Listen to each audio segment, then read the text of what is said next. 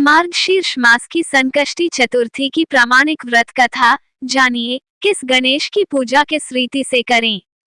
नमस्कार दोस्तों, बातें ज्ञान की YouTube चैनल में आपका स्वागत है।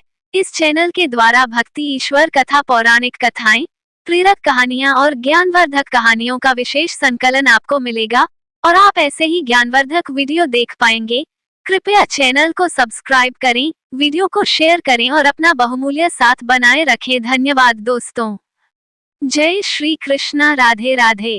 पार्वती जी ने गणेश जी से पूछा कि अगहन कृष्ण चतुर्थी संकटा कहलाती है, उस दिन किस गणेश की पूजा किस रीति से करनी चाहिए।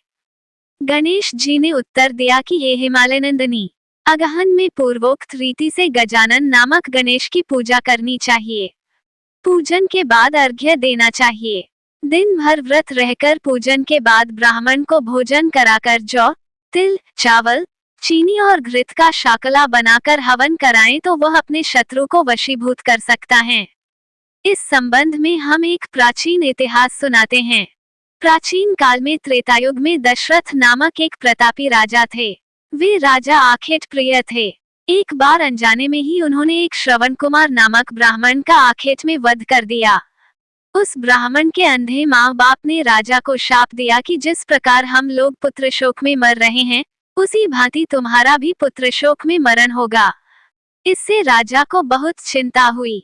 उन्होंने पुत्रेष्टि यज्ञ कराया। फलस्वरूप जगदीश्वर ने राम रूप में अवतार लिया। भगवती लक्ष्मी जानकी के रूप में अवतरित हुई। पिता की आज्ञा पाकर भगवान राम, सीता और लक्ष्मण सहित वन को गए, जहां उन्होंने खरदूषण आदि अनेक राक्षस व राक्षसियों का वध किया। इससे क्रोधित होकर रावण ने सीता जी का अपहरण कर लिया। सीता जी की खोज में भगवान राम ने पंचवटी का त्याग कर दिया और ऋषिमुख पर्वत पर पहुंचकर सुग्रीव के साथ मैत्री की। तत्पश्चात सीता जी की खोज में हनुमान आदि वानर तत्पर हुए।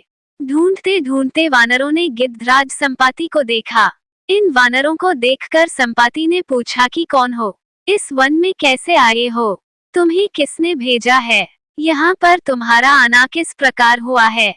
संपाति की बात सुनकर वानरों ने उत्तर दिया कि भगवान विष्णु के अवतार दशरथ नंदन राम जी, सीता और लक्ष्मण जी के साथ दंडकवन में आए हैं।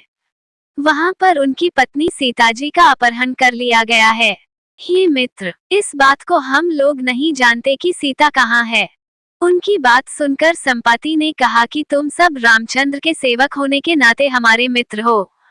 जानकी जी का जिसने हरण किया है और वह जिस स्थान पर है वह मुझे मालूम है।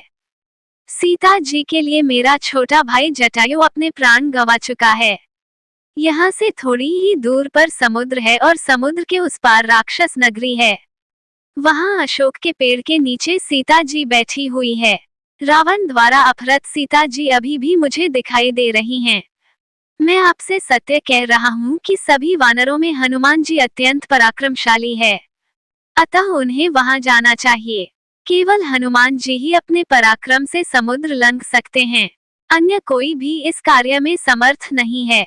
संपाति की बात सुनकर हनुमान जी ने पूछा कि हे संपाति, इस विशाल समुद्र को मैं किस प्रकार पार कर सकता हूँ। जब हमारे सब वानर उस पार जाने में असमर्थ हैं, तो मैं ही अकेला कैसे पार जा सकता हूँ।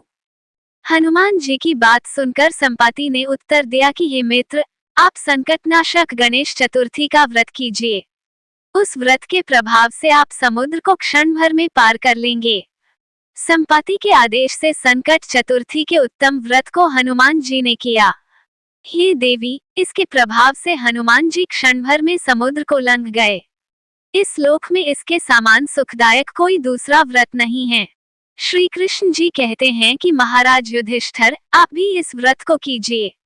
इस व्रत के प्रभाव से आप क्षण भर में अपने शत्रुओं को जीतकर संपूर्ण राज्य के अधिकारी बनेंगे। भगवान कृष्ण का वचन सुनकर युधिष्ठिर ने गणेश चतुर्थी का व्रत किया। इस व्रत के प्रभाव से वे अपने शत्रुओं को जीतकर राज्य के अधिकारी बन गए। दोस्तों, प्रातः काल उठकर नित्य कर्म से निवृत्त हो, शुद्ध होकर स्वच्छ वस्त्र धारण कर लें। श्री गणेश जी का पूजन पंचोपचार धूप, दीप, नैवेद्य, अक्षत, फूल विधि से करें। इसके बाद हाथ में जल तथा दूर्वा लेकर मन ही मन श्री गणेश का ध्यान करते हुए व्रत का संकल्प करें। मम सर्वकर्म सिद्धये सिद्धि विनायक पूजन मह करिष्ये। अब कलश में जल भरकर उसमें थोड़ा गंगा जल मिलाएं। कलश में दूर्वा, सिक्के, साबुत हल्दी रखें। उसके बाद लाल कपड़े से कलश का मुख बांध दें। कलश पर गणेश जी की प्रतिमा स्थापित करें। पूरे दिन श्री गणेश जी के मंत्र का स्तवन करें। संध्या को दोबारा स्नान कर शुद्ध हो जाएं। श्री गणेश जी के सामने सभी पूजन सामग्री के साथ बैठ जाएं। विधि विधान से गणेश जी का पूजन करें। वस्त्र अर्पित करें। नैवेद्य के रूप में 10 लड्डू अर्पित करें। चंद्रमा के उदय होने पर चंद्रमा की पूजा कर अर्घ्य अर्पण करें। उसके बाद गणेश चतुर्थी की कथा सुने अथवा सुनाएं। जौ, चावल, चीनी, तिल व घी से हवन करें। तत्पश्चात गणेश जी की आरती करें। 5 लड्डू प्रसाद के रूप में बांट दें और शेष 5 अगले दिन ब्राह्मण को दान में दें।